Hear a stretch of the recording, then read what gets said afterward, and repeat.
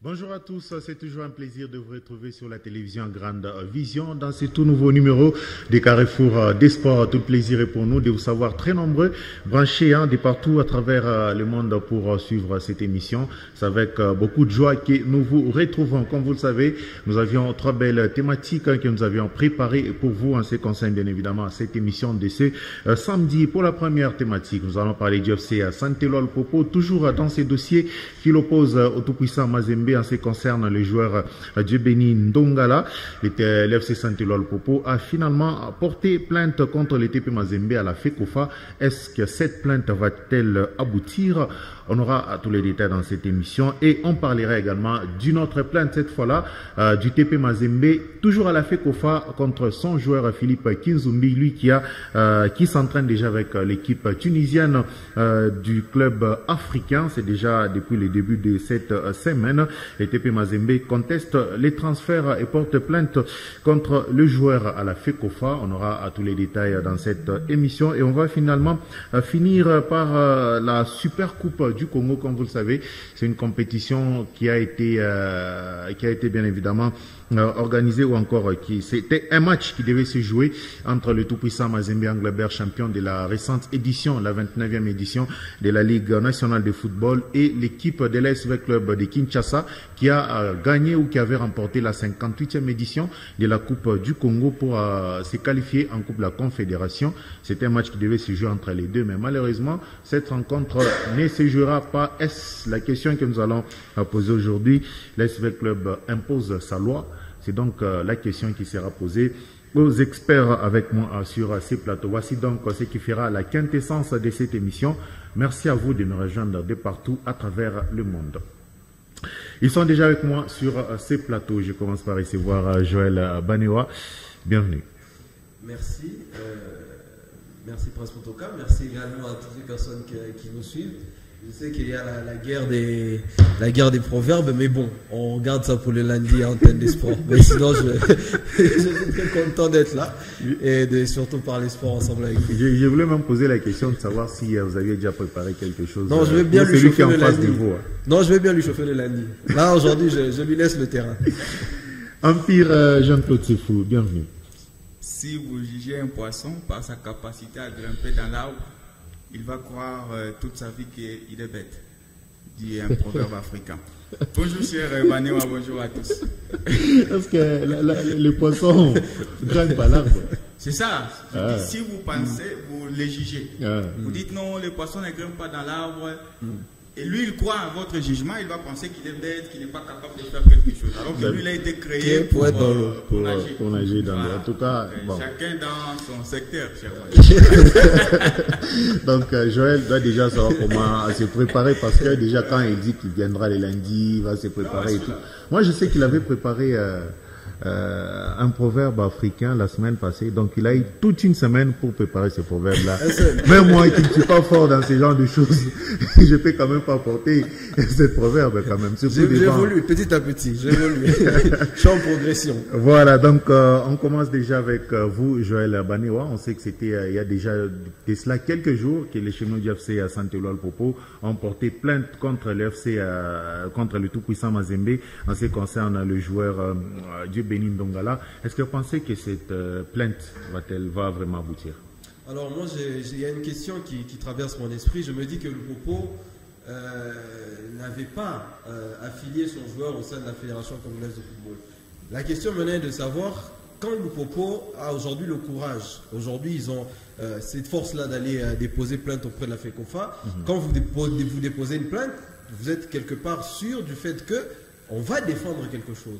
On leur a reproché ce que la FECOFA avait elle-même éclairci en disant que nous n'avons retrouvé aucun dossier appartenant au joueur Ndongala qui lie Lupopo à ce joueur-là. Mais quand Lupopo va porter cette plainte-là, je crois que c'est peut-être se rouler encore dans la farine parce que comment on dit, la FECOFA avait donné gain de cause au TP Mazembe. Et aujourd'hui, quand je vois Lupopo revenir, c'est comme s'ils veulent contredire la décision de la FECOFA. Et je crois qu'ils vont plutôt partir dans un contre un avec la FECOFA. Et Mazembe ne sera pas engagé dans ça. Et finalement, c'est la FECOFA qui va finir par avoir raison parce que c'est elle qui est censé mettre la clarté sur ce qui concerne les dossiers, les affiliations de joueurs au sein de la fédération.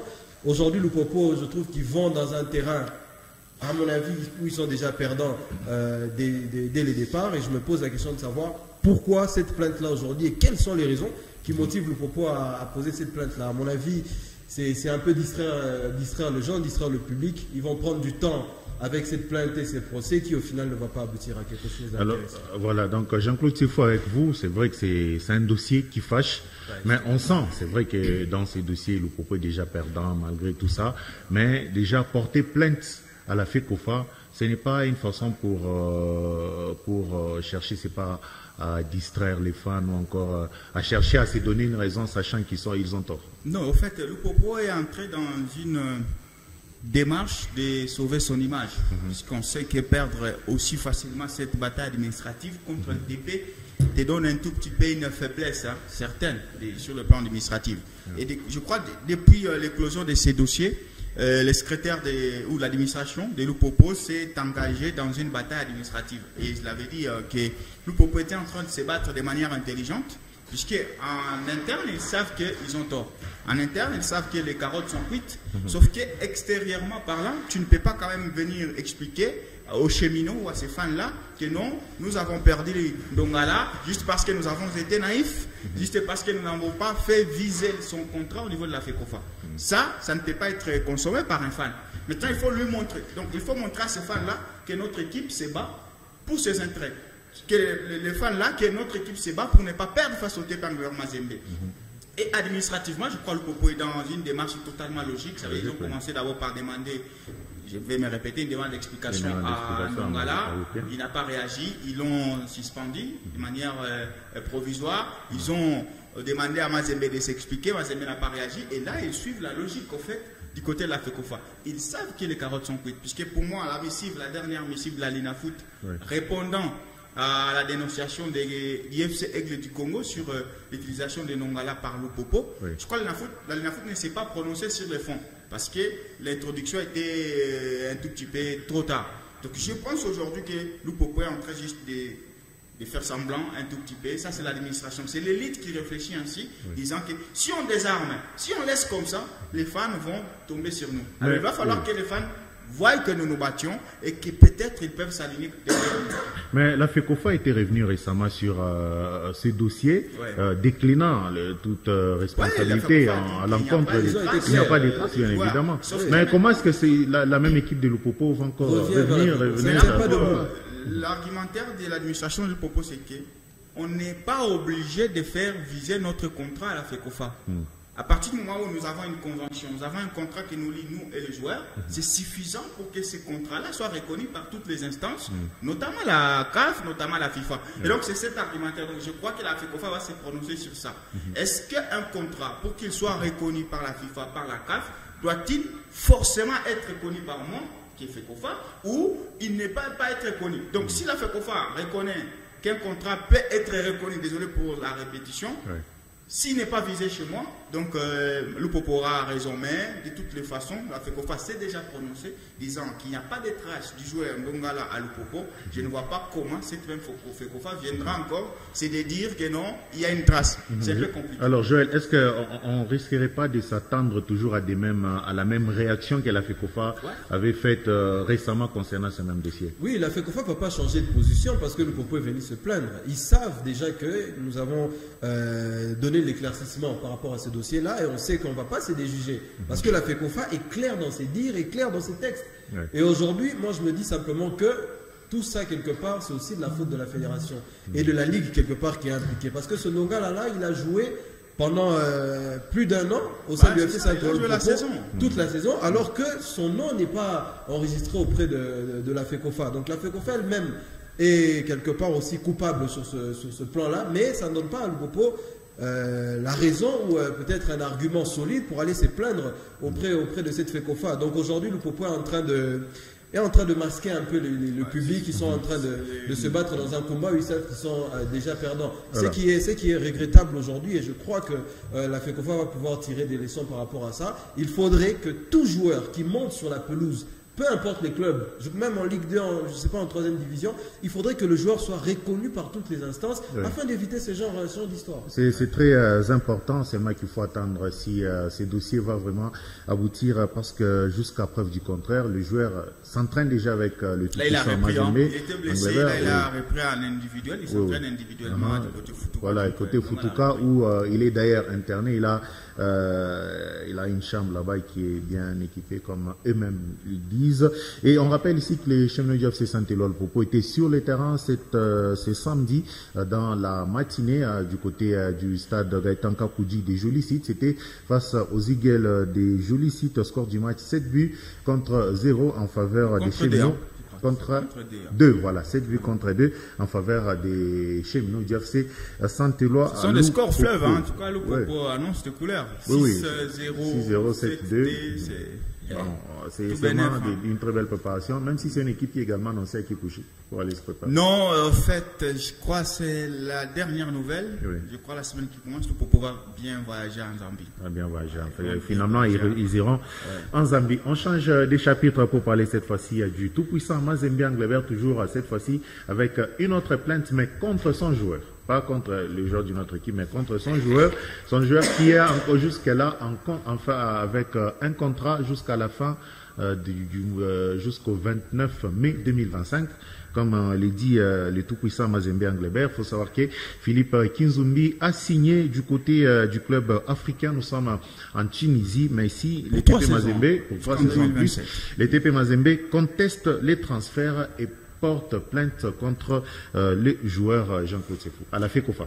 Oui, justement, Mazembe pense que le joueur est encore lié jusqu'en 2025 et on est dans les mêmes raisonnements. Pour Mazembe, Kinzumbi s'est engagé pour 5 saisons pour le joueur, lui s'est engagé pour 3 saisons. On connaît déjà l'épisode, on connaît la chanson et tout. Et donc, pour Kinzumbi, il a décidé de passer à l'action. Il s'est dit, moi j'ai signé pour 3 saisons, et donc je suis désormais libre. J'ai négocié avec un club de mon choix. Il a commencé d'abord l'humiliante tentative de signer du côté des Raja, où il avait même donné l'accord, et le Raja était obligé de tenir Mordikis. Je crois que le club africain a déversé 50 000 $ pour justement faire annuler ces transferts-là. Et aujourd'hui, Kinzumbi, il faut le rappeler, a commencé les entraînements du côté du club africain. Et c'est maintenant Mazembe qui conteste en termes d'histoire et tout. Maintenant, on va interpréter en termes de lignes. Je ne vois pas Mazembe prendre les risques de contester un transfert s'il n'a pas de documents. Et même Kinzumbi lui-même, le premier épisode, il faut s'en souvenir. À Kinshasa, il déclare qu'il avait signé pour 3 saisons. Il rentre à Lubumbashi, se croise avec M. Moïse Katumbi, il sort devant les micros. Et tu sais, là où Moïse l'avait reçu, c'était du côté des Kachogo. C'était même pas ici à Lubumbashi. Il les reçoit et Kinzumbi reconnaît ce contrat de 5 saisons, mais il dit j'ai reçu l'assurance que je quitterai juste après. Donc, malgré mon contrat, même le président Moïse m'a donné quand même une assurance que d'ici septembre, je quitterai. Donc je trouve que Kinzumbi se mêle un tout petit peu les pinceaux, je ne sais pas pourquoi, et c'est même l'ADN aujourd'hui de nos joueurs.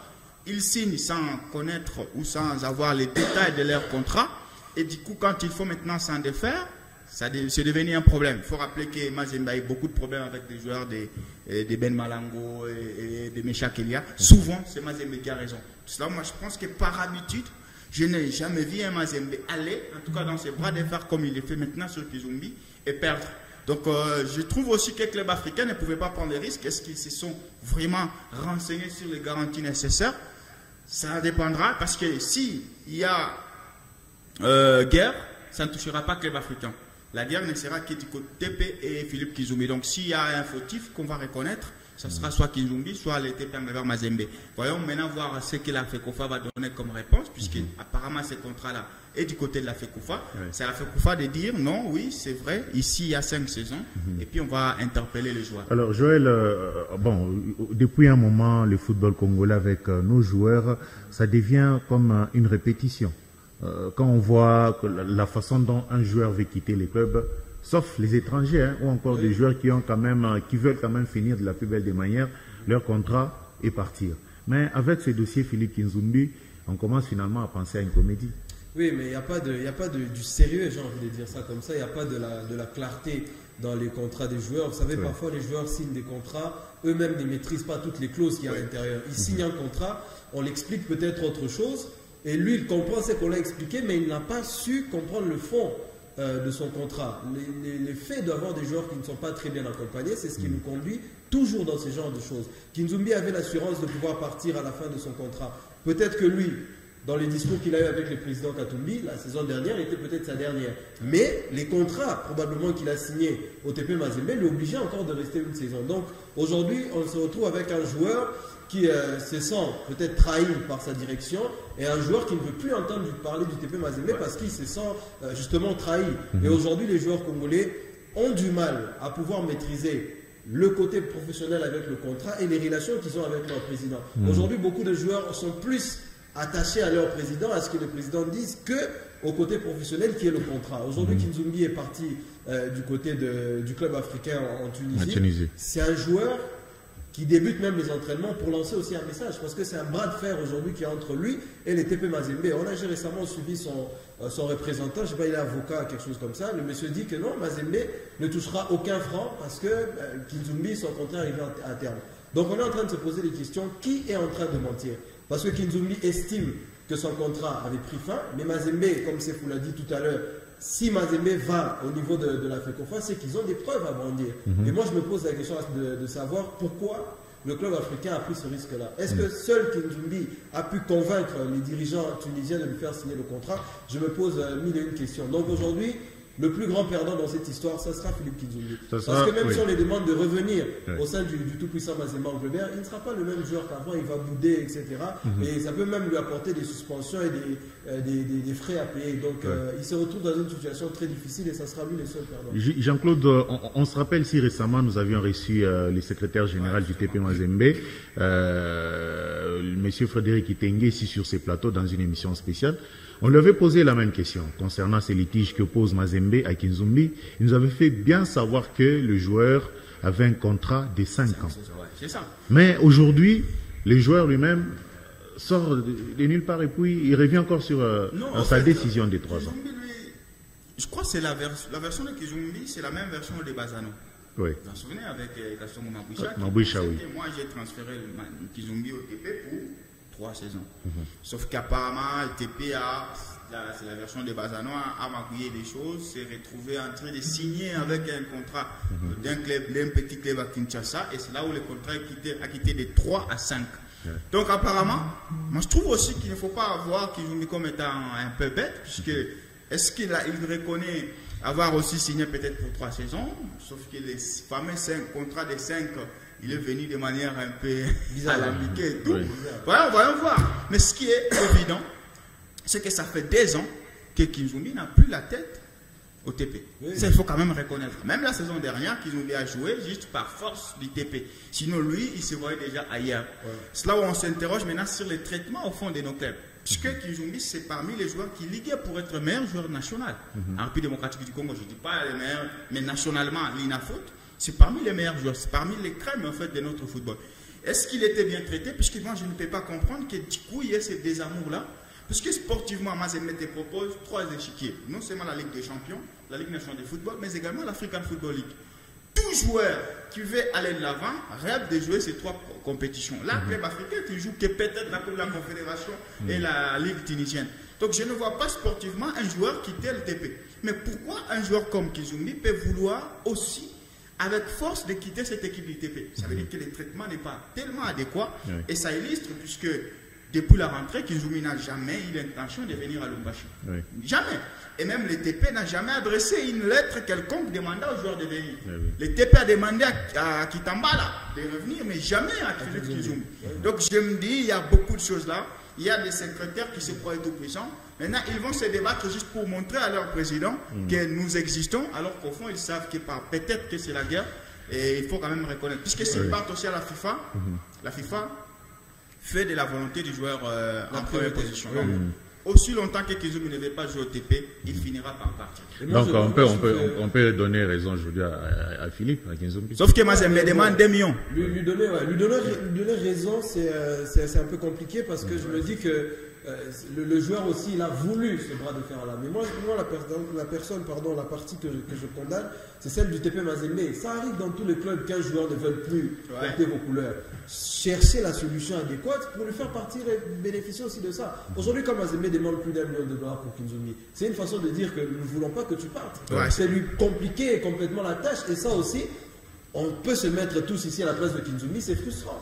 C'est frustrant parce que Mazembe ne veut pas du bonheur ou de l'intérêt des joueurs. Aujourd'hui, on se pose la question de savoir, est-ce que Mazembe avait les capacités de conserver Kinzombie? On se pose des questions, on doute aujourd'hui. Parce que ces joueurs-là, c'est pas seulement une question de l'amour du maillot, etc. Aujourd'hui, les joueurs congolais, comme Kinzombie, il connaît sa valeur sur l'échiquier continental. Et aujourd'hui, on lui demande de quitter Mazembe. Il cherche aussi à aller dans un club qui va lui donner la valeur qu'il mérite. Très bien, on attend donc où est-ce que ce dossier finira, parce que je rappelle ici que le joueur a déjà commencé à s'entraîner avec les clubs tunisiens de la Tunisie, où il va d'ailleurs retrouver son compatriote ou encore son ancien coéquipier du côté de Mazembe, Joël Beyaki. Lui va jouer dans une autre équipe tunisienne cette fois-là. C'est Phare, hein? Phare, c'est en Tunisie au Maroc. Phare, c'est au Maroc. C'est au Maroc. Ah, ok, voilà. Donc on a les Anglebertois, et il y a un du côté de la Tunisie. Kinzombie, il y a un au Maroc, il y a 2 du côté de l'Algérie. Qui sont montés ainsi que les constats. Voilà, donc espérons que ce dossier va finalement aboutir à 4 grands joueurs qui font entrer 0 francs. C'est ce qui fait mal. C'est compliqué. C'est qu'on n'a pas voulu prolonger, mais quand c'est fini, Traoré, Malien, on prolonge. Oui, on rappelle ceci, que Traoré a prolongé son contrat jusqu'en 2027, soit un contrat de 2 ans ou 3 ans. Bon, on espère la suite. Pour ceux qui nous suivent, il faut reconnaître que Mazembe prolonge un petit joueur.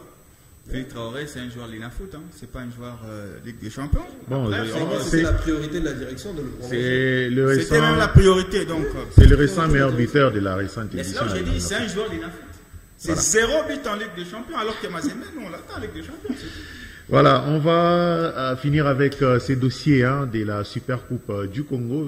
Je rappelle ici qu'il y avait un match qui devait se jouer entre les tout-puissants Mazembe Anglebert, qui avait gagné la 29e édition de la Ligue nationale de football, la récente d'ailleurs, et l'ASV Club qui avait gagné la 58e édition de la Coupe du Congo. Ces 2 équipes devraient s'affronter dans une finale de la Super Coupe qui, malheureusement, l'ASV Club, via son entraîneur Abdeslam, qui avait déclaré que son équipe n'était pas encore prête pour jouer cette rencontre. Et aujourd'hui, Joël Banéo, on peut se dire finalement que les moscovites de Kinshasa imposent leur loi, ou la loi, sur le football congolais, bien sûr. Oui, justement, mais ça dépend du regard que vous portez sur cette situation. Parce que, prête ou pas, si la fédération avait bien organisé ce match-là, le club allait monter sur le terrain. Le problème seulement qu'on veut un petit peu cacher la réalité de ce non-match. C'est simplement, à mon avis, la mauvaise organisation de la FECOFA. Ils ont avancé rapidement les choses, une date avec un match qui était incertain de se faire jouer. Le club aujourd'hui, même Mazembe, je crois, ils en profitent tout simplement parce que les 2 clubs n'étaient pas prêts pour la date du 17. Parce que c'était très tôt, mal annoncé, mal organisé. Finalement, le match n'aura pas lieu. Dire que c'est le club qui s'est imposé pour que le match ne se joue pas, ça ce serait protéger la FECOFA et exposer l'équipe avec le bien, alors qu'on sait que la réalité est que la FECOFA a été incapable d'organiser ce match. Heureusement pour eux que Mazembe ne s'est pas exprimé, parce que la Mindia aurait eu l'opportunité ou l'envie de s'exprimer sur ce match-là, ou peut-être dans une conférence de presse d'avant-match, il n'aurait peut-être pas utilisé les mêmes mots, mais il aurait peut-être dit que son équipe ne sera peut-être pas à 100% de ses moyens, de ses capacités. Et ça, c'est logique, les entraîneurs ont l'habitude de le dire. Hier, je suivais Manchester United, Eric Ten Hag à la fin du match. L'entraîneur dit, il gagne 1-0 difficilement, mais à la fin, l'entraîneur dit, mon équipe n'est pas encore prête. Pourtant, c'est le premier match du championnat. Donc, les discours Abdeslam Ouadou, le Marocain, son discours est logique sur un plan technique, voilà, c'est logique. Mais ça ne veut pas dire que c'est un discours qui a poussé la fédération à repousser ce match-là. Moi, je crois que c'est le coupable numéro 1, la FECOFA, qui a mal organisé les choses pour que le match n'ait pas lieu. Jean-Claude, c'est quoi? Je vous avais dit, il y a les jours là, j'avais dit que la FECOFA réfléchissait un peu comme ces gens qu'on voit sur TikTok là. Ben oui, ils pensent que la vie c'est le rêve, la vie c'est l'illusion. C'est ça. Quand ils ont sorti cette date-là, et voulaient provoquer le marché, ils voulaient aujourd'hui bon, j'allais citer les entreprises, mais que certaines entreprises toquent à leur porte. Ils voulaient que certains diffuseurs toquent à leur porte, puisque ça faisait rêver. Classico, TP Mazembe, Vita Club. Pour eux, ils pensaient ça. Sauf que les entreprises ne sont pas naïves. Les sponsors ne sont pas naïfs. Ils se disent que notre football, il est justement dans le coma. Je ne peux pas aller injecter plus de 100 000 $, 500 000 pour organiser ces matchs-là, parce que la FECOFA n'a pas d'argent. Je dis même pour l'ENAFOOT, il n'y a pas d'argent pour commencer notre championnat. Et la FECOFA n'avait pas d'argent pour ces matchs-là. La preuve, c'est qu'ils ont donné juste une date, sans donner les lieux. Sans donner les lieux. Et Mazembe savait ça. Voilà pourquoi Mazembe aussi ne s'est pas vraiment empressé. Pourquoi Mazembe tomberait sur ça? Si les reports revenaient de Vita Club, vous pensez que Mazembe serait silencieux? Non. Mazembe allait taper pour gagner ces matchs, même sur tapis vers aujourd'hui. Mais Mazembe sait que non, la FECOFA n'est pas prête à organiser ces matchs. Et donc, même moi, j'avais dit implicitement, la mine aussi, techniquement, il n'est pas prêt. Tu ne peux pas te remettre de départ de tes 4 grands joueurs. Ça n'existe pas. Même Mourinho allait pleurer. Même Guardiola ne peut pas supporter ça. Je vous dis. C'est vrai qu'il n'a pas encore organisé des conférences de presse, mais je vous assure que ça fulmine en lui. Tu ne peux pas perdre Mondekoli, Konza, Olada, Pokinzumbi et rester intact comme ça, jouer un match alambiqué les 17 ans. Les responsables, c'est le Conor, qui n'a jamais prévu ce match-là. Il a fait ses communiqués juste pour essayer de provoquer le marché et le résultat n'est pas retourné comme il s'attendait. Et du coup, c'est un match qui est lettre morte. Moi, je peux même hypothéquer ma petite jeune carrière. Ce match-là ne va pas se jouer. D'ailleurs, c'est impossible que ce match se joue. Ça devait avoir lieu, c'est dimanche, le 18 août. C'est ce 17, non? C'est le 17. C'est aujourd'hui que le match devait avoir lieu. Et ils ont reporté hier. Imaginez un match qui se reporte 24 heures avant. Ça n'existe pas. Et cette bourde-là, c'est les Conor qui essaient de les commettre. Donc, de la commettre plutôt. Donc, c'est un peu difficile. Aujourd'hui, la FECOFA n'a pas un diffuseur. Le match va se jouer. Qui va diffuser? Ils n'ont pas. Et comment voulez-vous qu'un match de gala comme celui-là, un match qui devait annoncer les couleurs d'une nouvelle saison, puisse se jouer en catimini, puisse se jouer dans un contexte où on ne va pas diffuser? C'est un match qui ne va pas se jouer. La Super Coupe du Congo ne va pas se jouer. Et là, on est en train de préparer comment on va commencer début septembre, la Ligue nationale de football. Et moi, je trouve aussi que c'est peut-être l'occasion de s'imposer finalement face à ce Conor-là. Parce que c'est un comité de normalisation qui met du désordre au sein du football congolais. Ils ont pris plus de 2 ans aujourd'hui. On n'a vu aucun résultat logique et sérieux. À un moment donné, il faudrait quand même se lever et demander à ces messieurs-là de partir. Parce que là, ça ne fait que faire tâche supplémentaire dans le football congolais. Bon, le Conor était là, c'était pour voir comment normaliser les choses, organiser les élections là, à la FECOFA. Le Conor est en train de désorganiser la normalisation. Oui, c'est ça. Donc, au lieu de normaliser les choses, ils sont en train de désorganiser cette normalisation. Et du coup, on ne sait plus où nous allons arriver avec cette ou encore ces Conor. Voilà pourquoi ils ne veulent pas faire d'assemblée. Ils ne vont pas l'Assemblée, ils seront exposés, il y aura beaucoup de questions contre eux. Il y aura beaucoup de questions. Et curieusement, nous tombons sur la LINAFOOT. Oh, la LINAFOOT, c'est l'organe technique de la FECOFA. C'est ça. La LINAFOOT fait tout pour la FECOFA. Donc, aussi longtemps que la FECOFA est désordonnée, il sera difficile quand même que la LINAFOOT soit ordonnée. Donc, c'est les oiseaux du même plumage. Les oiseaux du même plumage. Donc, c'est sur ces dossiers que nous allons devoir clore cette émission. C'est un plaisir, Joël Banewa. Merci d'avoir été là. Merci à vous, merci également à Jean-Claude Sefou, merci à toutes les personnes qui nous ont suivis. C'est un plaisir d'être là et on espère encore être là le samedi prochain. Je sais, merci. À tous mes sentiments sportifs avoués à tous les fanatiques de Maniema Union depuis Kindu. À tous les fanatiques de Maniema Union depuis Kindu, Maniema Union va également jouer son match des tours préliminaires à la Ligue des Champions ce samedi du côté de la Zambie. Merci à toute l'équipe technique qui nous a accompagnés, Patient Kavamba Amido, derrière les caméras, Jean-Marc Kassongo, Franklin Kaingo ainsi qu'Orphée du côté de la régie finale. Merci également à toute l'équipe du desk des sports d'Héritage Radio-Télévision pour la préparation de cette émission. On vous retrouve les samedis prochains, ça sera avec les mêmes et réels plaisirs. D'ici jusqu'à là, comme l'a toujours dit Jean-Claude Sefou, restez curieux en suivant nos programmes.